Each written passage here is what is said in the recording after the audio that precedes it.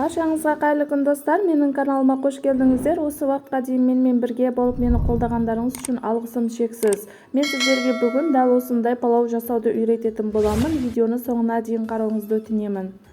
Бізге қажет болады туралған сәбіз, зира, тұз, сарымсақ. Сарымсақ қалауыңызға байланысты қоссаңыз да болады, қоспасаңыз да болады. Пияз, ноқат. Ноқатымызды бір күн алдын жібітіп қойып, 2-3 сағат қайнатып алдым. Және ет, және осындай дәмдеуіш қолдандым. Енді пиязымызды ұсақтап турап алатын боламыз. Жаңа көргеніңіздей сәбізді мен қалында жұқадай еткен жоқпын, орташалау етіп турап алдым. Қалың болса піспей қалуы мүмкін, жұқалау болса езіліп кетуі мүмкін, сондықтан да орташа болғаны дұрыс. Енді ожауда 1,5 ожау май құйып аламыз. Мен 600 грамм күріш қолданатын боламын, соған қарай майымды құйып алдым. Енді пиязымызды салып, жақсылап қызартырып қуырып аламыз. Пияздарды жақсылап қызартырып қуыратын болсақ, біздің палауымыздың түсі әдемі болып шығады. Ал пияздарымыз да қызарып шықты. Енді еттерімізді салып, тағы жақсылап қуырып алатын боламыз. Мен малдың етін қолдандым. Етімізді аударып жақсылап қызартырып қуырамыз.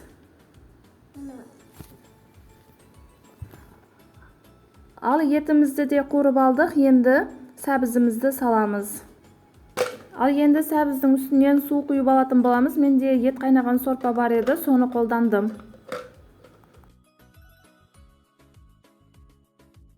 Тұрғаныңыздай 600 грамм күрішке 1 литр су құятын боламын.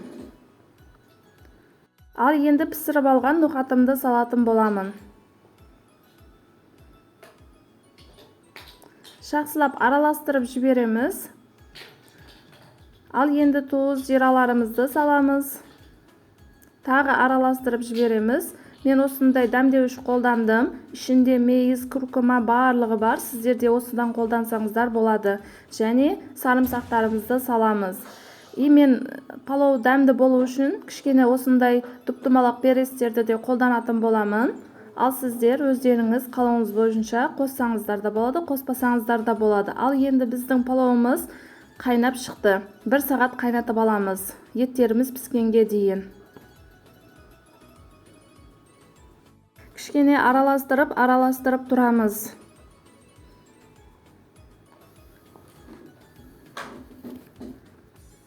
Біздің палауымыз 1 сағат қайнады. Ал енді сарымсақтарымызды ыдысымызға аламыз.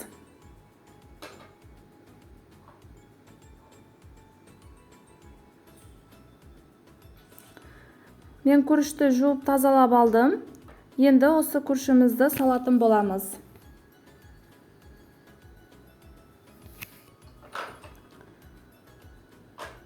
Күріштерді жақсылап салып аламыз.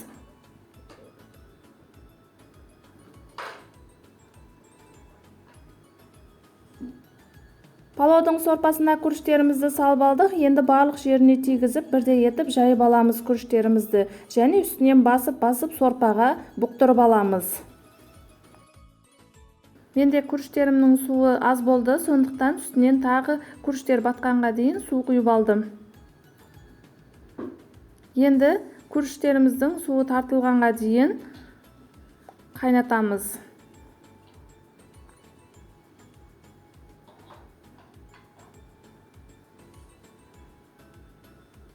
Үстін араластырып тұрсаңыз, сонда күріштеріміз бірдей болып пісетін болады. Күріштеріміздің суы тартылып шықты. Ал енді ортаға дәл осындай видеода көрсетілгендей етіп жинап алатын боламыз.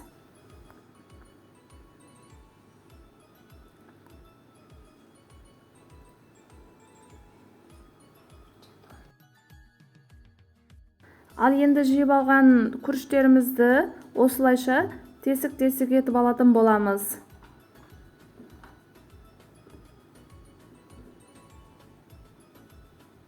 Тағы 1-2 минут қайнатып аламыз. Енді сарымсақтарымызды қойып, үстін жауып, баяу отта жарты сағат пісіріп аламыз. Ал біздің палауларымыз да пісіп шықты. Палауымызды ашып, араластырып алатын боламыз. Достар, менің каналымда әртүрлі қарапайым рецептер бар. Міндетті түрде кіріп көрсеңіздер болады. Және достарыңызбен, жақындарыңызбен де бөлісе отырыңыздар. Sarımsақтарымызды алып, енді жаймен қазанымызда палауымызды араластыратын боламыз. Еттерімізді де аламыз.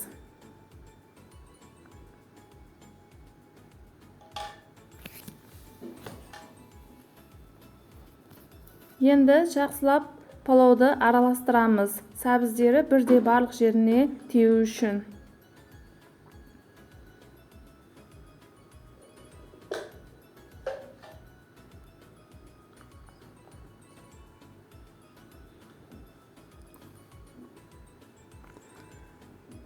Біздің палауымыз дайын болды. Көріп тұрғаныңыздай дәл осындай әдемі, ерекше болады. Міндетті түрде дайындап көрсеңіздер болады.